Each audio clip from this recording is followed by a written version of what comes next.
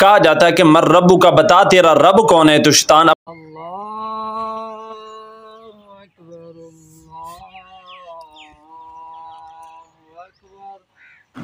ناظرین محترم، جب ہم میت کو دفن کر دیتے ہیں تو اس کے بعد قبر پر ہم اذان دیتے ہیں، تو آیا یہ اذان دینا کیسا عمل ہے، اس ویڈیو کے اندر جانیں۔ ناظرین محترم، آپ یہ بات تو جانتے ہیں کہ قبر کے اندر جو ہے وہ قبر والے سے 3 سوال جو ہے وہ کیے جاتے ہیں کہ من ربو کا، من دینو کا، اور اسلام کے بارے میں پوچھا جاتا ہے۔ تو ناظرین محترم، جب یہ سوال فرشتے کرتے ہیں تو سامنے شیطان، جو قرآن پاک فرماتا ہے کہ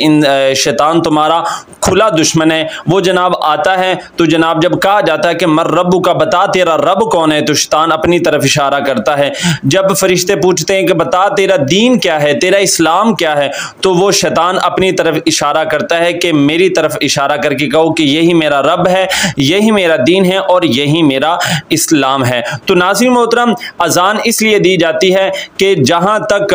اذان کی آواز جاتی ہے، روایات کے اندر آتا ہے کہ جہاں تک اذان کی آواز جاتی ہے شیطان اس جگہ سے بھاگ جاتا ہے۔ تو اسی لیے جب میت کو قبر کے اندر دفن کیا جاتا ہے تو اس سے سوالات کیے جاتے ہیں، تو شیطان وہاں پر موجود ہوتا ہے۔ اذان اس لیے پڑھی جاتی ہے کہ شیطان جو ہے اس کی قبر سے جو ہے وہ بھاگ جائے اور اس کو سوالوں کا جواب دینے کے اندر آسانی ہو جائے۔